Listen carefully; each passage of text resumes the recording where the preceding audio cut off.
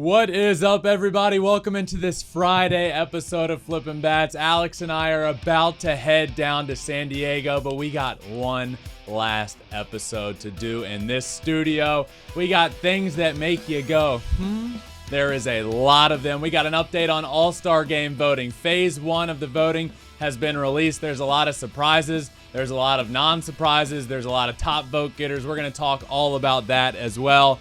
Quinn Matthews threw 156 pitches last weekend. We're going to have a really good conversation about that as well. This one's going to be a blast. Let's get to it. It's a blowout. 8th inning, 10-3. Bases are loaded for Verlander, who waits on a 3-0 pitch. He swings, and it's a high fly ball. Deep center field. It is gone. Home run. And a huge bat flip to celebrate. All right, Ben, start the show already. What is up, my friends? Happy Friday to everybody. It's a big day. It's a big weekend for us. We're about to head down to San Diego for a big weekend series. Padres, Rays. We'll talk about that in Tail of the Tape. We're going to do a lot of stuff down there. Live shows after the Friday and Saturday games. Ton of videos other than that. But, Alex, this is our last show in this studio. This is a temporary studio we've been in for this whole season. We're about to be in our brand new and improved, refurbished studio. I am pumped. Me too, but this has kind of been like a full circle moment for me. So I used to intern in this building that we're in right now when I was in college for Fuel TV, and I actually did my very first on camera in this exact room. Oh my God. For Fuel TV download. They gave me my first on-camera opportunity after interning there all summer and going to a hosting academy and then coming back, and yeah, that's baby Curry, These college Curry. These are incredible. You were in college? I was in college. Like freshman year, junior No, year? that was my senior year. So I interned the summer between my junior and senior year. And I told them, I was like, hey, I want to be a TV host. They're like, yeah, so does everybody else. Get in line. But I ended up getting an opportunity, and I was really consistent about it. And Wait, was that in this exact room? This is this exact room. That's in this exact building. Crazy. So it was a really cool full circle moment when I found out we were filming here. I was like, oh, that's where I used to intern for Fuel TV. That is a very Action cool Sports moment. Network. Yeah. Very cool moment, but I am very excited to get. This is a hot box. I am so excited to get back into some air conditioning. Just, in case anyone wanted to know that. We're in a very small, closed off studio here. But it's been great. It's been great. The all season we've been in here. So our new studio, I intentionally, for the last couple of weeks, I got some updates along the way, but I stopped seeing it.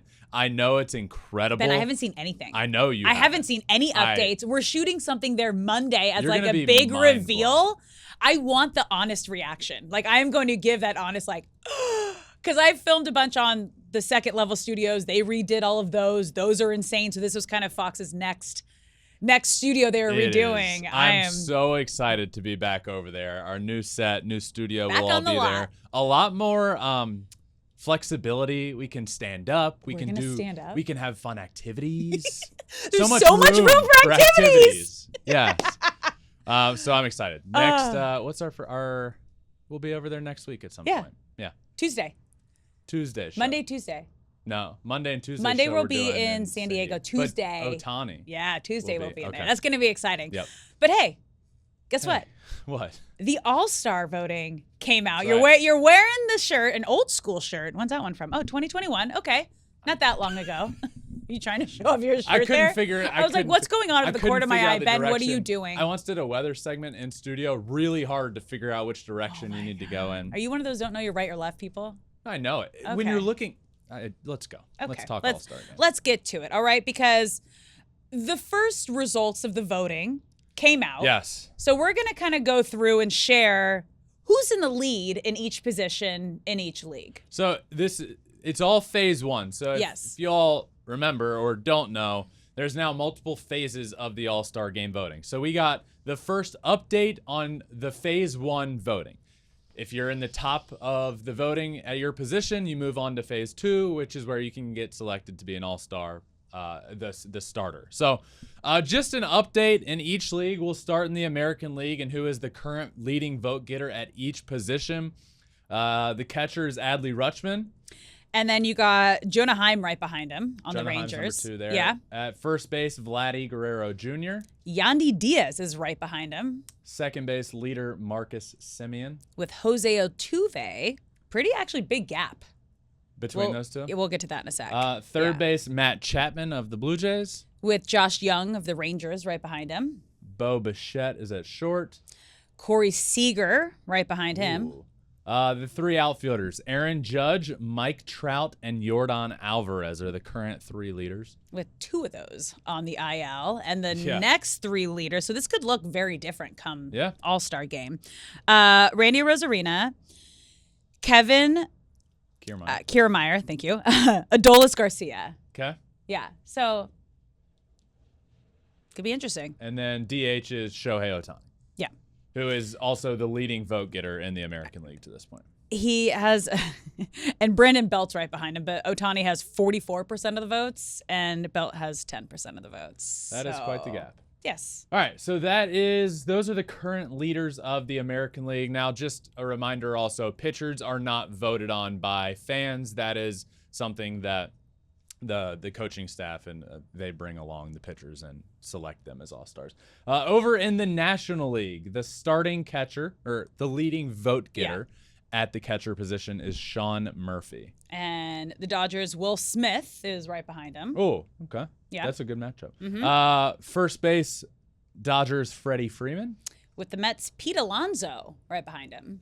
Second base, Luis Ariz, who is the current guest this week on Flippin Bats. He was Wednesday's guest. I have to say, one, this guy has been hitting close to 400 all year. I know the series he just had against the Mariners wasn't great, so he dipped down a little bit. But this guy's leading the league in average by far, and it was awesome talking to him about hitting. He's such a good dude. He's just so happy. So happy. He loves what he's doing, and you can truly hear that when he's talking to you in his voice. Yeah, so he is the current leading vote getter at second base, and go listen to that episode. With Braves, Ozzie Albies right behind him. Third base, Nolan Arenado. Okay. Braves, Austin Riley right behind him, and Max Muncy's actually a pretty close third. So they're all 3? Are they close? They're close. Austin Riley close to Nolan Arenado? Nolan Arenado has 410,122. Riley has 368,000, and then Muncy is 358,000. So he's only 10,000 behind. So they're pretty close there. Shortstop Orlando Arcia of the Braves. Yeah, and then right behind him, Mets, Francisco Lindor. Okay, 3 outfielders. We got Mookie Betts, Lourdes Gurriel Jr., and Ronald Acuna Jr. So next 3, Juan Soto, Corbin Carroll, Fernando Tatis Jr., and then just on the fringe, Michael Harris II. I have thoughts. We'll talk about that in a minute. DH, starting DH, or leading vote getter, DH, sorry. Dodgers, JD Martinez. With Bryce Harper right behind him. Wow. Yeah. Okay. And again, same thing with pitchers there. They're brought in later by the coaching staff. I have some thoughts. Yeah, so what are kind of your big 3 biggest surprises from hearing all this and where everyone's at? I had a lot of surprises from just looking at the voting as a whole. Some of them like in the fringe area as being starters or not, and some of them that weren't anywhere to be heard of between you and I. Mm-hmm. One of those names for me, and one of the biggest surprises, Brandon Nimmo, who is 31st in all of baseball in WAR. He's hitting .290 this season, playing a great center field. He is 12th in the voting. Nowhere close. I mean, I struggle, and I don't want to say I don't get it, because I do. The Mets have not been good. Therefore, their fans, who these players getting voted on, they're largely getting voted on. Besides the Judges, Otanis, Acuñas, they're largely getting voted on by their own fan base. And Mets fans aren't exactly in the mood to be voting for players to make the All Star Game. So I do get it, but Brandon Nimmo should be up there in that conversation, at least right now, in the conversation of being an All-Star. Seeing him 12th to me that ain't right. Yeah. I have one that kind of like piggybacks off of that. Okay. I was shocked how big of the gap there was between Freddie Freeman and Pete Alonso, because Pete Alonso obviously leads the league in home runs right now. But as you just mentioned, Met fans aren't in the mood to be voting right now. So that actually checks out and makes sense. Yeah. But there is almost a 400,000 vote gap between the two of them. That's a big gap. I think a lot of that is Mets fans being pissed, but also like I get Pete has 22 homers and he's leading the league as of right now, but there's really no Freddie's definitely. Yeah. I think I was just shocked. I was like, I thought New York teams would come hard and vote for their people. New York Mets fans are probably voting for the other team's players right now. They're probably pissed off at everybody. What else you got? Okay. Another one for me. Lourdes Gurriel Jr. has been really good this year. Yeah. But this is the wrong D-backs outfielder. Yeah. Corbin Carroll is the clear all-star, and he's not even. You said he's in the top 6, right? So he'd be in that. He's not a starter, but he's listed. He was 5th. Crazy. Yeah. So crazy. Juan Soto, Corbin Carroll, Fernando Tatis Jr., Michael Harris second. That's kind of like the next chunk. But he's actually like pretty far back. He only has 232,565 votes. Yeah. How many? 232,000. Yeah, 231,000 of those are mine. So we need people to start voting for Corbin Carroll. What are we doing, guys? I haven't just been barking up a tree about this all year long for no reason. This guy, if the season ended right now, is getting MVP votes, and if it's not for Ronald Acuna, he's the most valuable player in the National League. With this team that has been a huge surprise this year and has been really good and really fun. Corbin Carroll is an all-star. Not that Lourdes Gurriel isn't, but Corbin Carroll should be the starter. Crazy to me. Yeah. All right, who's another one? My second surprise also has to do with the outfield. I was kind of surprised how big of a gap there was between Judge and Trout, because Trout for so many years was the leader. He was the AL vote leader for so long in the All-Star voting. Obviously, Judge coming off the historic MVP season that he had. Once again, when he was healthy, when he's been healthy this season, kind of picking up right where he left off. But yeah, it was just a little surprising. Almost 246,000 votes between the two. My not an argument here. Yeah. My response would be, and this is tough, but if his name wasn't Mike Trout, he wouldn't be here at all this year. I mean, he's 252 with 14 homers. Yeah. Good year, not great year. But he's Mike Trout. He should be an all-star because he's Mike Trout. I don't disagree with him being an all-star. I love Mike Trout. But just not a typical Mike Trout-esque season. That's fair. And not the New York audience that you mentioned earlier that is going will hard. Vote. Yeah. Yeah. All right. What's another one you got? Another surprise for me is Jose Altuve. You guys played in 2 weeks of games. Yeah. 2 weeks. Yeah. And he's already where he's second. He's second in the All-Star voting. But it's a pretty big gap. Like Marcus Semien is 707,000 and Jose Altuve is 363,000. Yeah, but he's played in 14 games this season. But again, it's Jose Altuve. That's true. The reason. Look, I have a love-hate relationship with voting for the All-Star game. I am of the belief that if a player has the numbers, he should be an All-Star.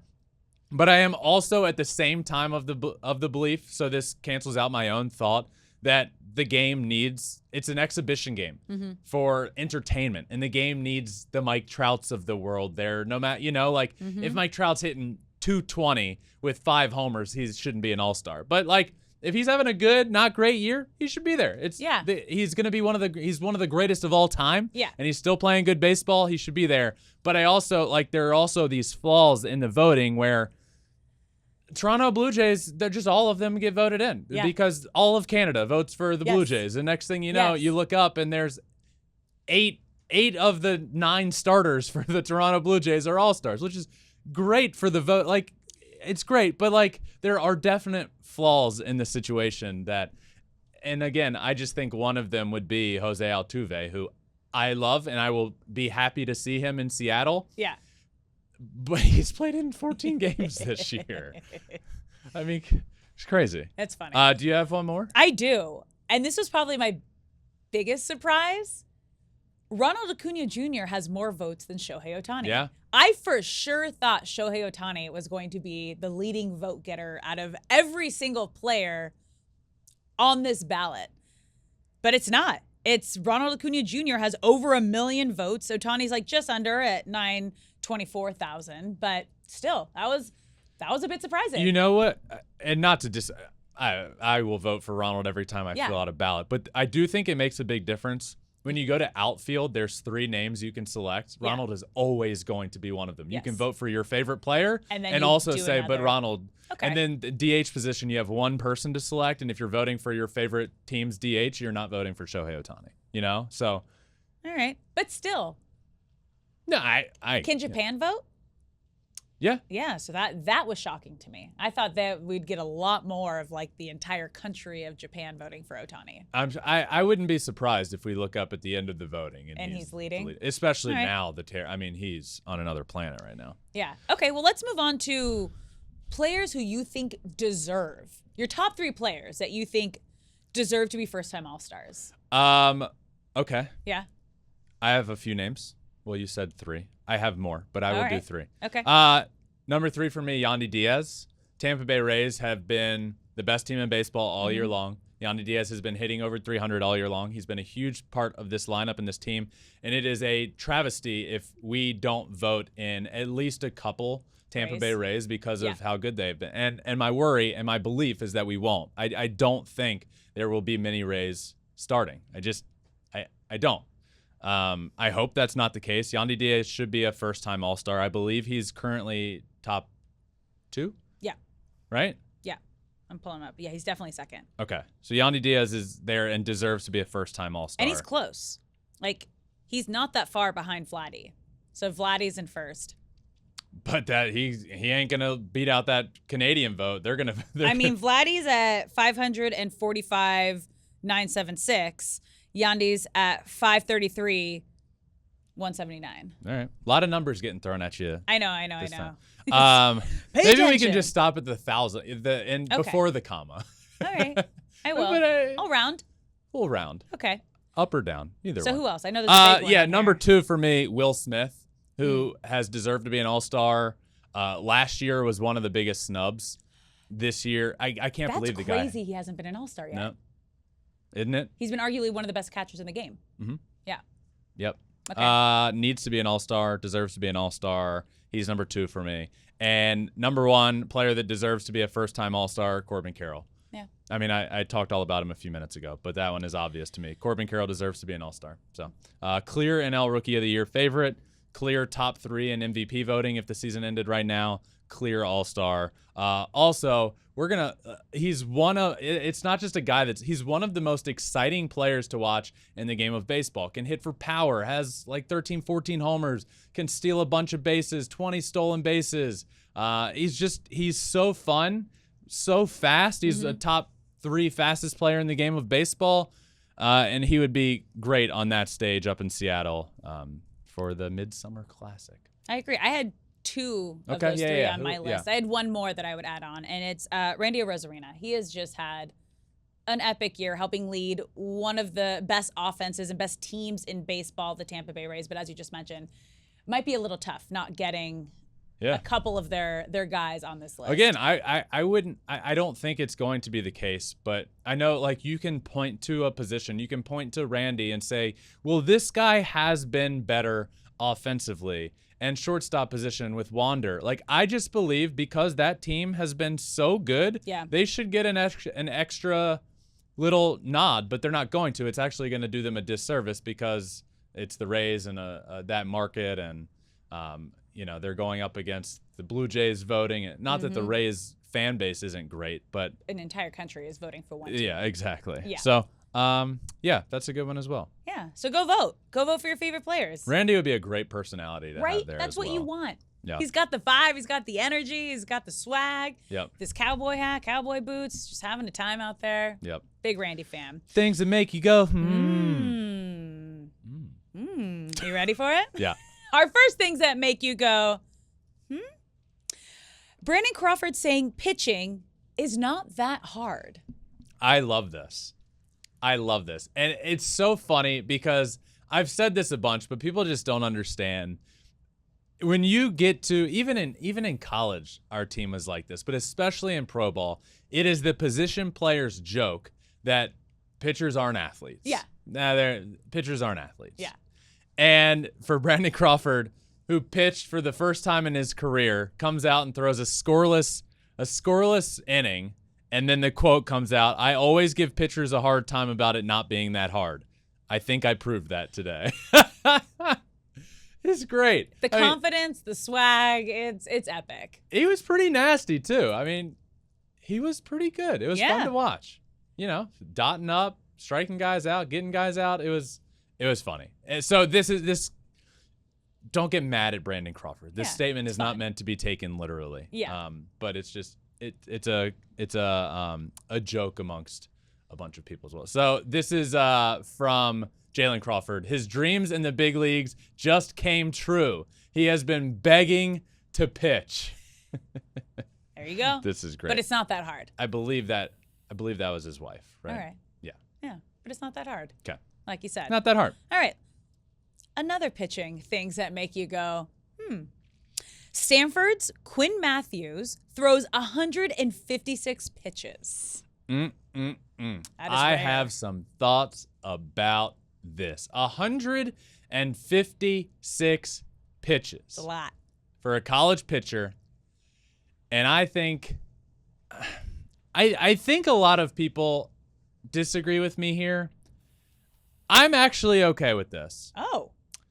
He throws a complete game on 156 pitches in a super regional against Texas in a game that ultimately was massive and led to them advancing to the College World Series. Now, here are my thoughts. And I also will play a clip in a minute, but on tomorrow's episode with John Smoltz, I asked him about this, and he is super, super passionate about pitchers and the amount of pitches they throw. But it is this kid's decision. Yeah.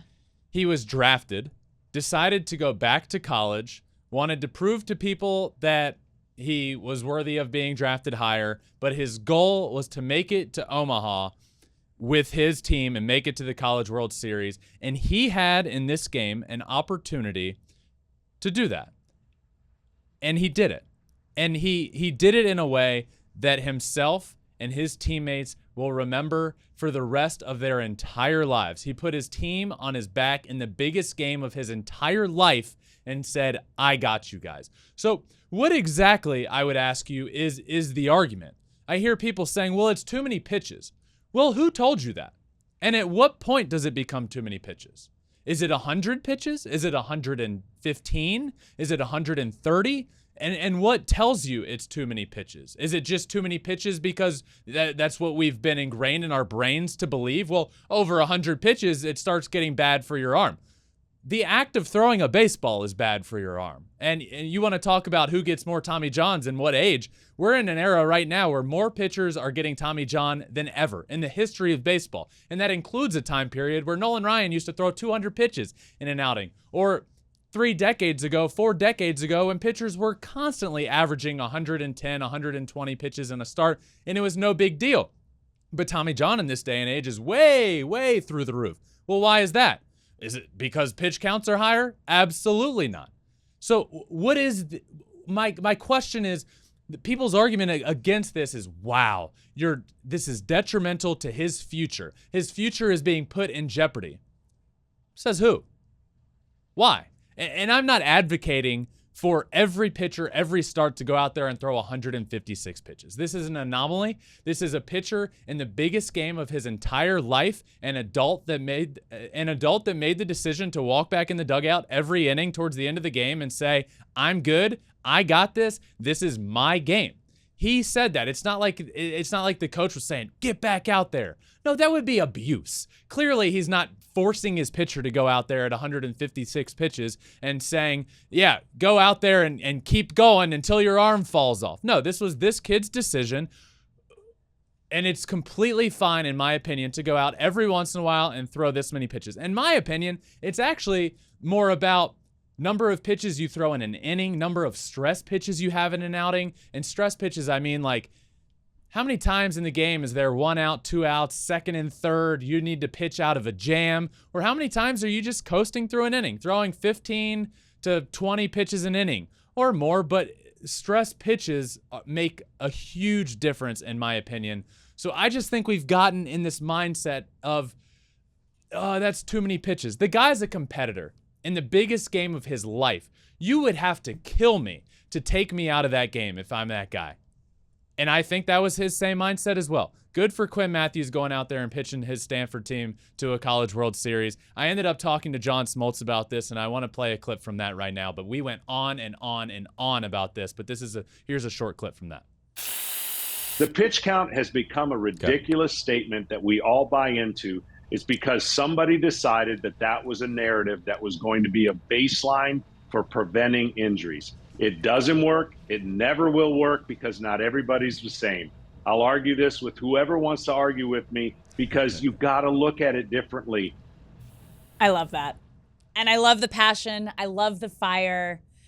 I also didn't totally know Quinn Matthews' backstory of turning down being drafted to stay in that moment. And as you were explaining that, I got like full body chills. And it's like, yeah, you keep a guy in. He is your guy. The biggest game of his life. This is why he stayed, for this exact moment.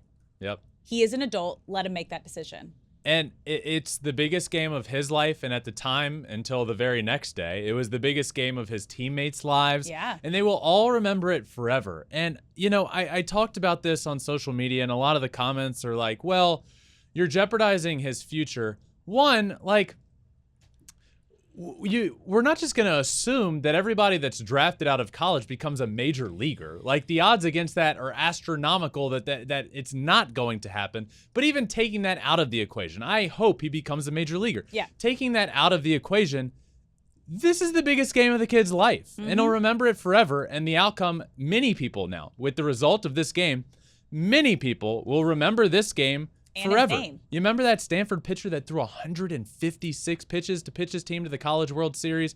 And who are we, the couch coach, to sit there and say, too many pitches? Nope. No, come on. A 16-year-old shouldn't be doing this. A kid in middle school shouldn't be doing this. A kid in high school. This is a one-time game, a one-time deal, and the biggest game of his life, and completely fine. Also, what are you going to do? Yeah, I'm going to come out. I'm not going to finish this because I got to think about, my future and getting drafted, and I want to be able to pitch in the big leagues. It's like, no, you live in the moment. This is how athletes become great, is they understand the magnitude of the moment, and they rise to the occasion in that moment, and that's how stars are born. Yeah, I agree. So that was just a really small clip from Smoltz and I's conversation about that.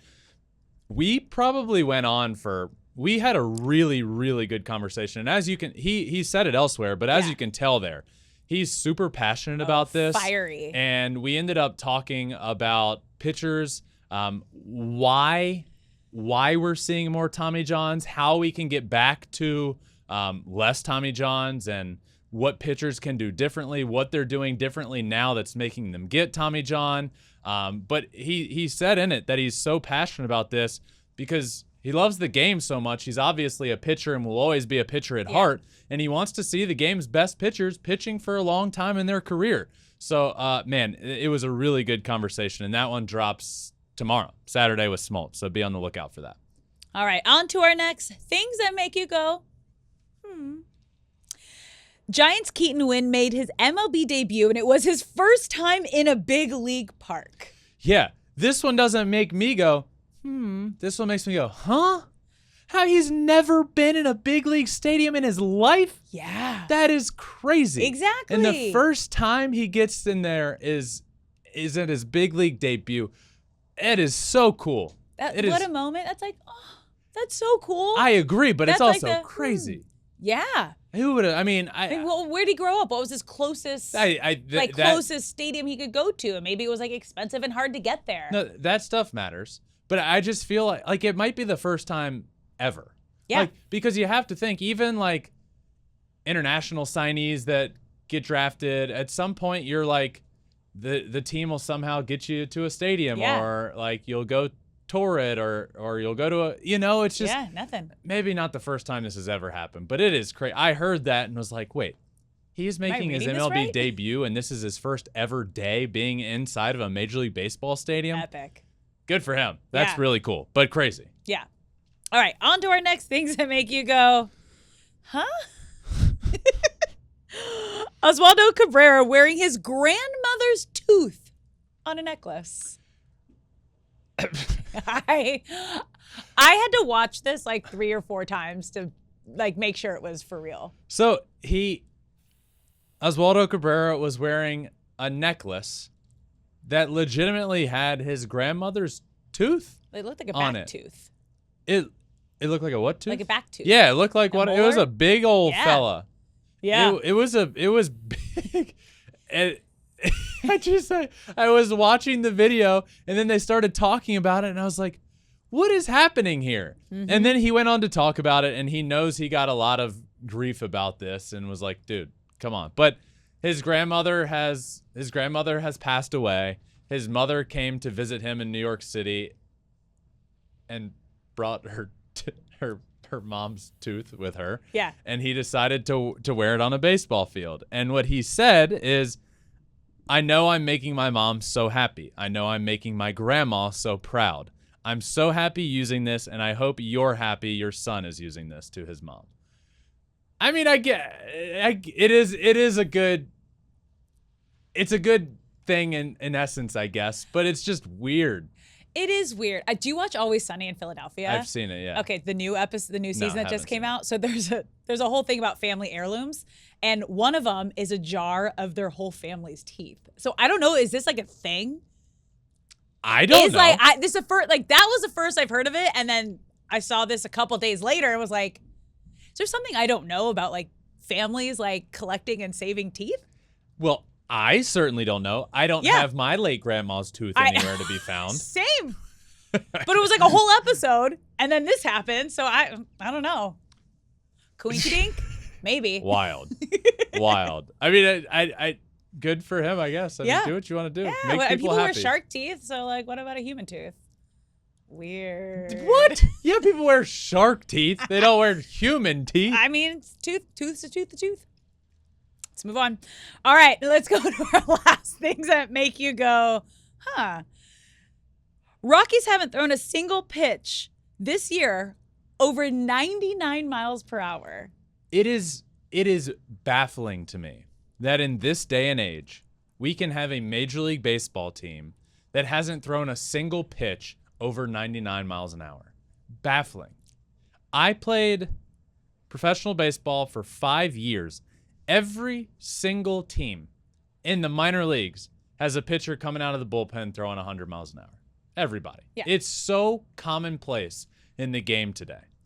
For a major league team to not have a bullpen arm that can throw over 99. I'm not even talking about 100. I'm talking 99.1. Nope, haven't done that. So there's this list that came out that's really small that I can't read right now on the screen. But the Rockies have thrown zero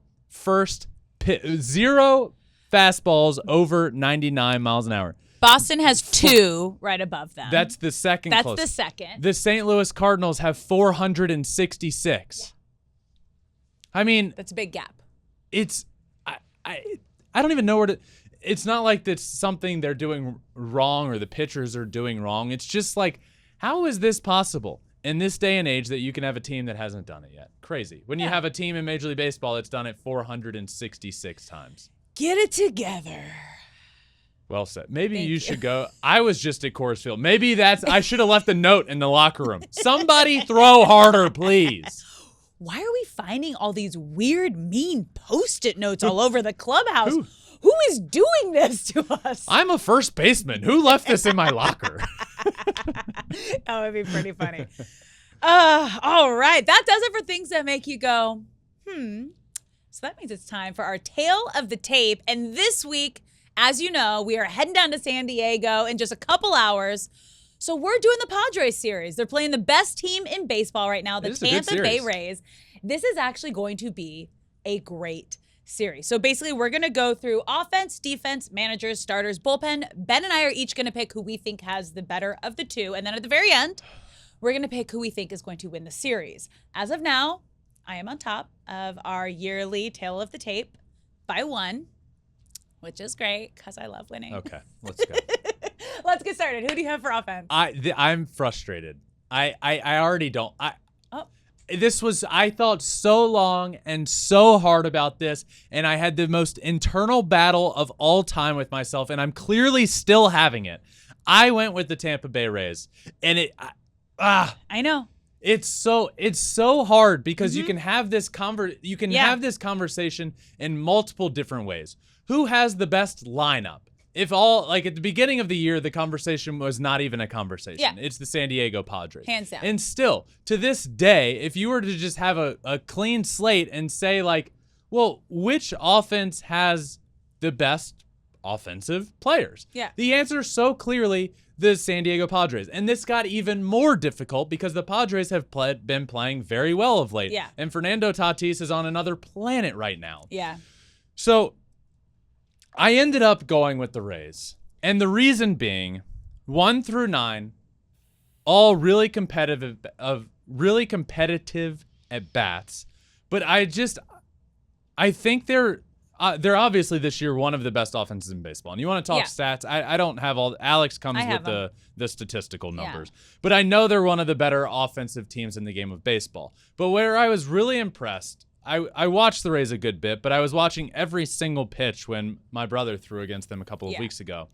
And even what they do, even against the good pitchers, is they battle their ass off and put pitches in guys, and you look up at the end of 3 innings and the guy's already thrown 78 pitches. Next thing you know, good starting pitcher is only able to go 1 or 2 more innings. And you just have guys like Wander Franco, Randy Arozarena, Yandy Diaz, who have been very good for the team. But 1 through 9, Josh Lowe, 1 through 9, they're putting together really good at bats. And I just think as a whole, 1 through 9, what that lineup is doing and the approach they have at the plate, right now, they're the better offense. I'm with you. I also went back and forth and battled almost through every single one of these categories, but I went with the Tampa Bay Rays for offense. You mentioned the stats. They are first or second in almost every single offensive stat in Major League Baseball. They're second in runs per game, second in home runs, first in extra bases, first in stolen bases, second in OPB, first in slugging, first in OPS, and they're second with average with runners in scoring position. However, as you mentioned, if there was any offense, any team to blow up and knock this Rays team down, if every single person in this lineup started clicking, it would be the Padres. Every single star they have on this team is an all-star. Is when they're playing at their best or an MVP caliber style player. So it can happen. It just hasn't happened all at once yet. But it can. Yeah. But right now, in this moment, I went with Tampa Bay. My internal struggle was made even more difficult because Gary Sanchez is the greatest hitter of all time. I know. He is just like, whew. Padre fans have to be freaking out right now. I don't even know. Are you upset? I don't know if I like my answer. I don't know if I don't like. I wouldn't like it if I was on the other side. I know. But I don't know if I like it on this side. This is good. Okay. It's such a difficult decision. Well, okay. let's move on. Let's move on to defense. Who you got? Tampa Bay Rays are my defensive choice. Okay. They are top 3 in the league in defensive runs saved. And last I checked, saving runs on defense makes you a pretty good defense. They do. Wander Franco leads all shortstops in baseball defensive runs saved. At shortstop, elite there. They're pretty good everywhere you look. Jose Siri out in center field. They're athletic. They do things very well. And I went with the Rays, even though both defenses are these are 2 very good defensive baseball teams, but I gave the nod to the Rays here. Yeah. I went with the Padres here. Yeah. Again, both, as you mentioned, very solid defenses, but I'm going to bet on Xander Bogaerts, Manny Machado, Juan Soto, and Tatis Jr. at home playing defense right now. So I will also add that I was just, when I was looking into all of this, Juan Soto is not good defensively. But Fernando Tatis has been incredible in right field. He has been, in terms of defensive runs saved, he's leading the team. He's up there and towards the top of the league in defensive runs saved in right field. We have given Fernando Tatis the credit he's deserved this year, but a lot of people aren't because they're just mad at him. Yeah. He has been so good. Offensively, he's heating. I mean, he's on fire right now. Defensively, to move from the shortstop position, make a career move out to right field and be as good as he is out there, throwing guys out. He's got tons of outfield assists. He's playing good defense. He's been really, really good and deserves a ton of credit for the change that he's made and how quickly he's made it and how good he's become at it. I agree. But Rays. Yeah, but Padres. Yeah. Okay, let's move on to managers. Who you got? I'm going Bob Melvin. Okay. Padres. As you know, I like Bob Melvin a lot. I know you do. From what he's done with the Oakland A's, when they had a roster that is, they don't often spend money there. They were doing the whole Moneyball thing while he was the manager there, and they were getting to the playoffs every year. And now he's taken over a Padres team that's very talented. And though they're not playing great, I do believe Bob Melvin is a great manager. So my answer is Bob Melvin. All right. Well, I went with the Rays and Kevin Cash because of what he's been able to do with this Rays team being the best team in baseball consistently throughout the entire season. And he's doing it without huge names like the Padres have with Xander, Machado, Soto, Tatis. I had two-time manager of the year, but I'm basing it off of what has been done this year and what this team has been able to do this season. I do understand. That is because you've picked him now. When we do this, you pick Kevin Cash, and I do. I think our difference comes there is I just believe the Tampa Bay Rays are a machine. Yeah. And it's a blueprint that they have. And this organization has put together this blueprint, and they have their players analytically doing all of the best things to their capability. And Kevin Cash is just the one that puts the lineup card together at the end of the night. And that's not to say he's not good or doesn't deserve credit. I just believe that he's the one kind of just pushing the on button for the machine that they have down there. Okay. I've always struggled also to get past the Blake Snell pulling him out of that game in the World Series, and I've always struggled to get past that. So you're just holding a grudge. I don't have a grudge. Yeah, you said I struggled to get past that. That is a grudge. I struggle to get past it as a fan, choosing him in terms of who's a better manager. Okay. I think Bob Melvin would have the more feel to say, I'm going to keep Blake Snell going. Okay. Kevin Cash would have pulled Quinn Matthews out of the game, and Stanford might have lost against Texas. Kevin Cash pulls him out at 80 pitches and says, "Good job, pal. You're done." That's our difference. I'm not saying he's not good or doesn't deserve the awards he's gotten. I think he's just the guy that pushes. These are also opinions. I think he pushes the on button for the machine. Yeah, also opinions. Yeah. Okay, let's go to starters. Okay. Who you got? Oh, I also struggled with this. Okay. I went with the San Diego Padres. Okay. And it's because of the pitching matchups that I believe we're going to get. I actually did some research here. Okay. Alex, you want to go through them? Do you have them? They just popped up because I was waiting. I made a gut decision because I also waited till like right before the show started. So, I didn't give these beforehand because I didn't see the matchup. I actually didn't. I still don't know from the Rays side. I just know that the Padres are getting Darvish, Snell, and Musgrove. Well, nothing official for Sunday. Nothing has officially been put out. Okay. Friday is Yu Darvish against McClanahan. Oh. Yep. And then Saturday is Blake Snell against Zach Eflin. Yeah. I mean, if I were okay. Yep. Okay. I'm going with the Padres, as I already have said. They got their three studs going. I'm just assuming it's not officially official that Musgrove is going Sunday, but if all goes as it has been this year, they're going to get Darvish, Snell, and Musgrove. The The Rays, I don't believe are going to have Glass now in this series. They won't. Right. Yeah. So McClanahan against Darvish. McClanahan's one of the best pitchers in the game of baseball. Yep. And I'm not picking the Padres because I take like Yu Darvish over Shane McClanahan. That's an incredible pitching matchup, and I'm extremely pumped that the first game we go down there, we're getting Darvish versus McClanahan. That is sick. Tonight. Alex is going to be in her chair furious because it's going to be a pitching duel, and all I want is home runs. But I am pumped about that. I'm gonna take the Padres just because of how the rotation lines up. All right. Well, I took the Rays. Ooh. I know. And this was tough because when we were going through this, I had kind of the Padres probables, but I didn't have Tampa Bay. And then I was looking at like last time when he pitched last and like what's going to line up. And then I basically just went to overall. They have the best ERA in baseball. They have the best whip. They are the fourth best in like not giving up as many walks. And once I got this matchup, I feel pretty confident about this. On Friday, McClanahan you should feel going against Darvish, and Eflin going against Snell. That's 2 of 3 right there. So I'm feeling good about my Rays. I mean, Snell's been lights out lately. Snell's you never been know. Great.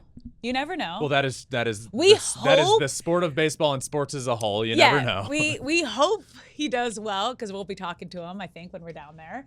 Yeah. So yeah, I like my choice. All right, let's wrap it up with the bullpen. Bullpen, I went Padres. Okay. The Rays bullpen, average. Yep. Hasn't been great.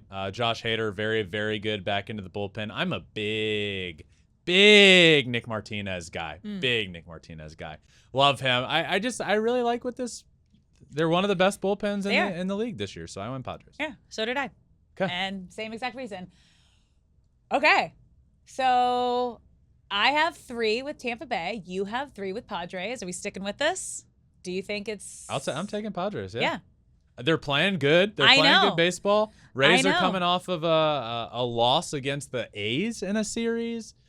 I'll take the Padres here. Okay. I'm going to bet against you just so we can make this fun. Yeah. And we're going down there. Obviously, we're working post-game Padres, so like... I'm going to tell the Padres not to allow you on the field because you picked the Rays to win the series. Don't you dare. Don't let her. Her. Okay. So... In the Star Wars costume. Get her out of here. Taking the Padres. What do you think I'm going to be? Hey. I don't know. I know. It's going to be fun. Okay. You're taking Padres. I'm taking Tampa Bay. Yep. We'll see what happens. All right. It's going to be fun. Let's go to San Diego. Let's go to San Diego. For this weekend, all of our shows will be done from down there. The beginning of next week, Monday, and the first Tuesday show will be from down there. Then we're in a new studio. Things are good. It's going to be great. Things are great. Things are, this is going to be a lot of fun. This is going to be a blast of a weekend. So make sure you subscribe anywhere you listen to your podcast, Apple, Spotify, wherever. Subscribe there. We're also on all social media, as I just mentioned, so make sure you follow everything there. This is going to be a blast of a weekend. We are about to head down. It's going to be a great series, Padres, Rays. We're going to have live post-game shows after the Friday night game. So tonight, live post-game show after the game. Saturday night, live post-game show after the game. We got so much fun stuff coming. But until tonight, my friends, until then,